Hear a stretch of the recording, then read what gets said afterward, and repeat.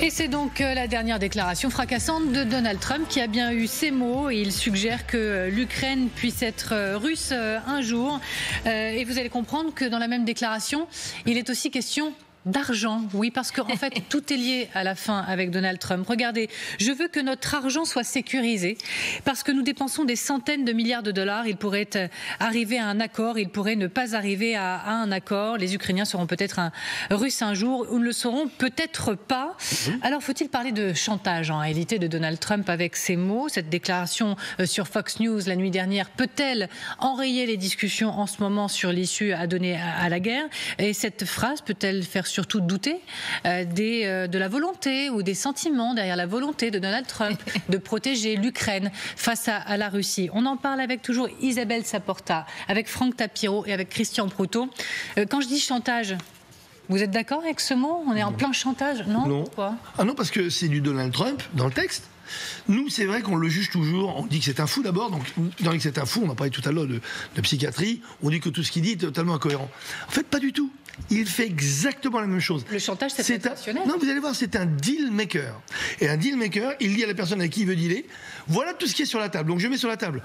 Vous voulez continuer comme ça ou pas? Si vous voulez continuer comme ça, voilà ce qui va arriver. Si vous voulez continuer de la même façon, voilà ce qui va arriver. C'est un peu du chantage. C'est pas du chantage. Non, mais c'est un deal. Mais quand on fait il y a des deal makers qui. Vous pouvez enrober Non, parce ça que de je vais vous façon dire plus pourquoi. gracieuse, Si c'était du chantage, ce serait une voix en disant voilà ce que je veux et voilà ce qui va arriver. Là, il dit à vous de décider. C'est-à-dire qu'en fait, il est malin, il sait qu'il est Donald Trump, le président des États-Unis, surpuissant, donc il a un avantage fort sur évidemment sa position, et vous allez voir qu'il arrivera à ses fins, mais il a envie de discuter. Pourquoi? La seule chose qu'il défend, c'est ni la Russie ni l'Ukraine, ce sont les États-Unis. C'est son argent. C'est son argent.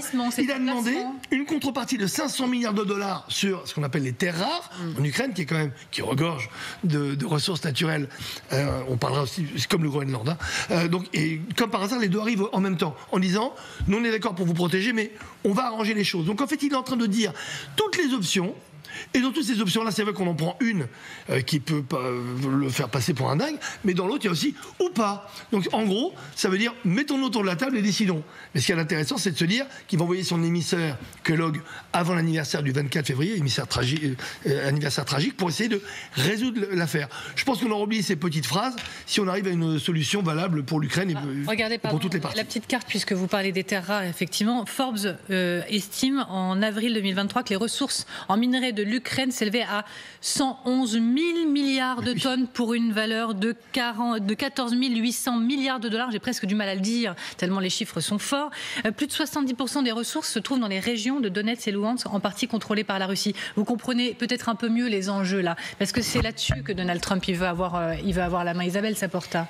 Oui, ben, moi j'entends l'optimisme de Franck Shapiro. Il n'empêche que quand vous avez, en fait, quand l'Ukraine dépend de vous, en fait, et de votre armement, puisqu'on sait que c'est quand même le cas, de l'armement américain qui le tient sous perfusion et qui vous serre le cou comme ça en vous disant soit tu lâches les terres rares, soit je te lâche. Moi je veux bien qu'on appelle ça un deal maker, mais enfin c'est quand même du chantage. Donc ils n'ont pas tout à fait le choix. Maintenant, non, je vous dis pas le contraire. Je vous dis que si on était passé normalement dans une époque où la morale s'était réintroduite en politique, là on voit qu'on en est sorti. On est reparti dans une époque sans doute bismarckienne dure, où on est effectivement dans une confrontation permanente. Et là, au fond, ce qu'il propose aussi à Zelensky, c'est une menace pour Poutine. Parce qu'au fond, si vous voulez, comme on est dans comme vous l'avez très bien souligné, Amélie, dans en fait ces enclaves, finalement, Poutine, qui se sentait très soutenu par son ami Trump, ce sera peut-être pas le cas. Parce que si le deal est à faire, effectivement, avec Zelensky, eh ben, il sera fait avec Zelensky. Et dans ces cas-là, les États-Unis vont les soutenir. Donc oui, on est dans quelque chose de très transactionnel, mais d'une incroyable férocité. Alors, pardon, c'est vrai que quand on parle négociation, maintenant, j'ai le réflexe de me tourner vers Christian Proutot, mais vous voyez chantage ou négociateur hors pair, voire les deux à la fois, c'est possible? Non, c'est ni du chantage, ni de la négociation, c'est du Trump. Il nous a fait ça pendant 4 ans, et on a... C'est devenu un concept on a la mémoire courte, on a complètement oublié. Regardez ce qu'il a dit par rapport à la Corée du Nord à l'époque, la rencontre qui allait tout changer, mais c'est une parodie, ce type, c'est pas possible. Mais il y arrive. non, mais sauf que avec cette logorée, tout le monde est là à se dire, mais dans le fond, parce qu'il est président des États-Unis, ça serait Monsieur Tartampion, tout le monde s'en ficherait. Il est président des États-Unis. Et on s'attend tous à avoir un deuxième degré dans quelque chose qui est la propension d'un monsieur à dire tout et n'importe quoi du moment qu'il est devant une caméra. Avec, bien sûr, toute sa culture de chef d'entreprise, si tant est qu'elle était aussi brillante que ça, parce que là aussi on pourrait discuter, et qui fait qu'il reste toujours dans un schéma de raisonnement qui nous apparaît tout de suite comme une négo de quelqu'un qui veut vendre des tomates ou des patates. Pour être clair, ce qui se passe en Ukraine, pour lui, ce n'est que du business. Ce n'est qu'un placement, ce n'est qu'un investissement. Non, c'est son poste qui est que du business. C'est comme ça qu'il fonctionne. Bien sûr, par rapport à ce qu'il connaît. Il ne connaît pas la géopolitique. Bien sûr, puis il a 4 ans pour arriver à ses fins, c'est très court, 4 ans. Nous, on a 5 ans. Même pas 2 ans, parce qu'il y a les mid-termes. Exactement. Donc c'est très rapide. Mais il l'a dit, ce qui est incroyable, c'est que reprenez l'élection. L'élection, quand il a été élu, il n'a pas attendu d'être à la Maison-Blanche pour commencer déjà à travailler. Les 100 jours, ils ont commencé déjà en novembre, quand il était élu. Et tout ce qu'il a dit pour l'instant, et on a eu beau le traité de dingue de fou, il l'a fait. Il a signé des décrets, il a lancé les opérations parce qu'il n'a pas de temps à perdre. Premièrement, donc il y a un timing qui n'a rien à voir avec le nôtre. 2, on a une culture politique qui est totalement différente de celle des États-Unis. Voilà pourquoi on ne les comprend pas. On juge à l'aune de notre perfection, de notre splendeur de Français et d'Européens. Mais quand on regarde, in fine, comment s'est passée cette élection aux États-Unis, elle s'est très bien passée et il a gagné d'ailleurs avec le vote populaire, ce qui n'était pas évident. Donc moi, je dis, il faut arrêter de le traiter de fou, parce qu'on est d'accord avec Christian, il fait tout le temps la même chose. Personne n'a traité de fou. Le chantage, ici. Mais, ici, non, je parle... Le chantage peut être extrêmement rationnel. Au contraire, on a l'impression d'assister à une mécanique extrêmement bien huilée. Mais quand je parlais de deal tout à l'heure, vous avez dit que c'était quelque chose de très féroce, mais c'est moins féroce que la guerre. Je préfère vraiment un deal un peu dur entre les deux pays, mais que la guerre s'arrête, encore une fois. Et c'est ça son truc. Pour le moment, la guerre ne s'est pas arrêtée. Non, mais justement, c'est et on est en train de mettre potentiellement à genoux l'Ukraine sur les décennies à venir, en fait, avec un deal qui leur serait pas favorable. Donc, pour le moment, c'est quand même d'une férocité inouïe. Mais vous avez raison de le rappeler, tout est pareil, tout est fait à la même aune. C'est-à-dire, le Groenland, c'est aussi la même chose, c'est aussi les terres rares et c'est aussi tous les pétroles, voilà, les ressources pétrolifères qu'il peut y avoir en dessous. En plus, il y a un autre truc qu'on ne voit pas et qu'on n'a pas en tête, c'est qu'il y a au fond, un autre marché des terres rares qui s'est refermé, c'est celui de Chine, avec Xi Jinping. Comme il a mis les taux de douane à 10% avec la Chine a commencé à faire un petit deal qui passait très discrètement, qui était de dire au fond, vous savez, il n'y a aucun problème. On est leader sur le tungstène, vous en avez besoin pour l'armement, mais vous savez, en fait, on va maintenant, si vous voulez le tungstène, il faut que vous nous fassiez un petit certificat comme quoi ça ne servira pas pour l'armement. Comme ça, c'est passé sans être entendu. Et donc, si vous voulez, il faut bien qu'ils trouvent d'autres filons et d'autres filières. Et c'est comme ça que ça fonctionne en permanence avec Trump. Tout ce qui se referme s'ouvre à un autre endroit. Alors, encore une fois, il avait déjà mis le deal sur la table, l'accord sur la table en parlant des terres rares le 3 février dernier. On va le réécouter.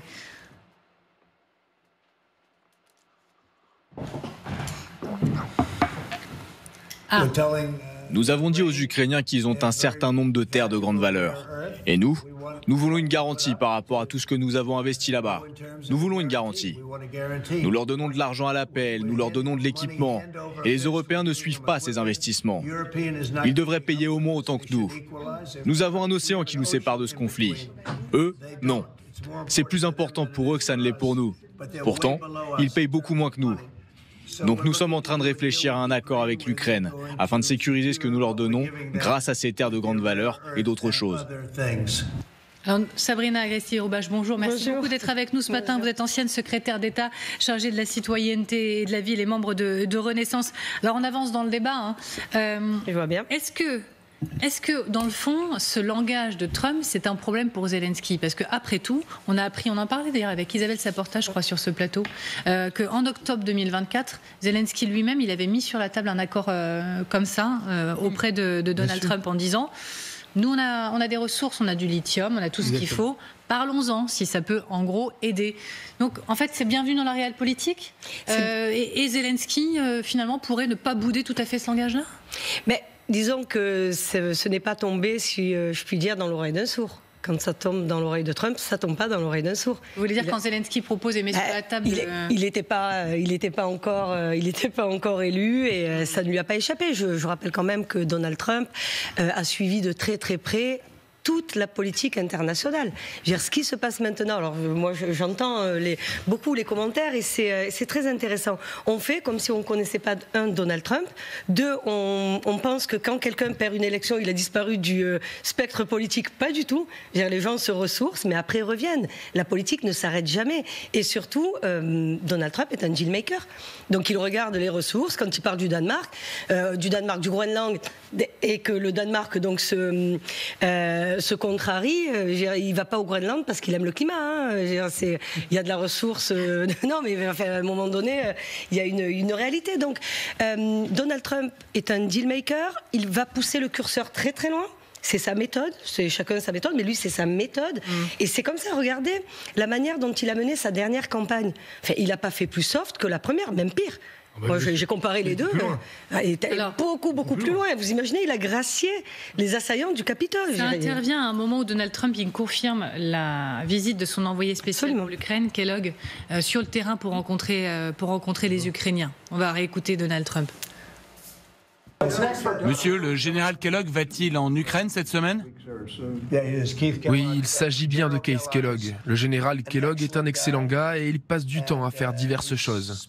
Nous avons de nombreuses personnes qui travaillent sur de nombreux problèmes différents.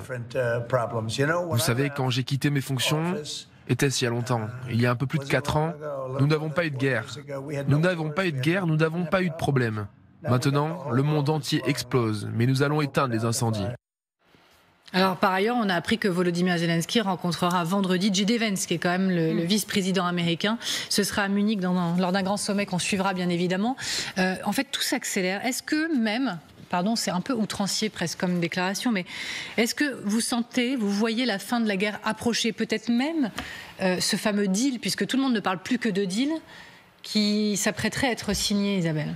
En tout cas, ça a toujours été la voie qui a été soutenue par Trump. Et vous parliez de J.D. Vance pendant les élections, l'élection américaine. Il avait déjà fait un plan où il expliquait qu'en fait, voilà, ce serait la fin de la guerre, qu'il faudrait laisser les enclaves qui étaient déjà conquises aux Russes. Donc ça, on verra si toutes les terres rares sont dedans, comment ce sera dealé au fond, parce que c'est là où il va se poser des questions. Vous avez tout à fait raison de le souligner.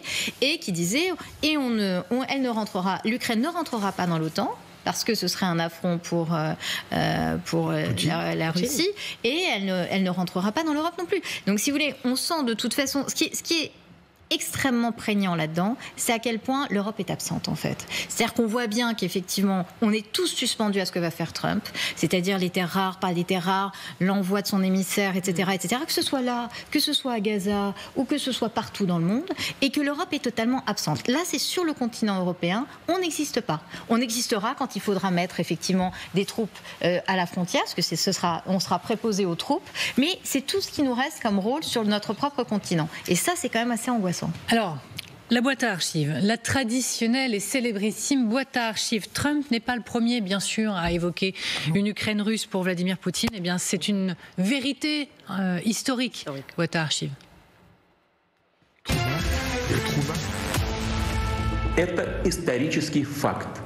C'est un fait historique. Comme je l'ai dit, la politique bolchevique a donné naissance à l'Ukraine soviétique.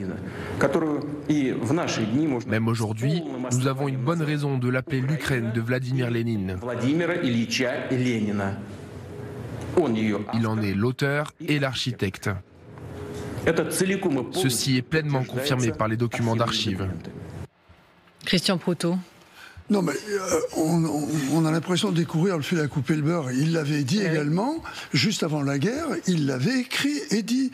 On le savait, quand il y a eu les accords de Minsk, tout le monde savait que les objectifs de Poutine, c'était de prendre l'Ukraine. On le savait.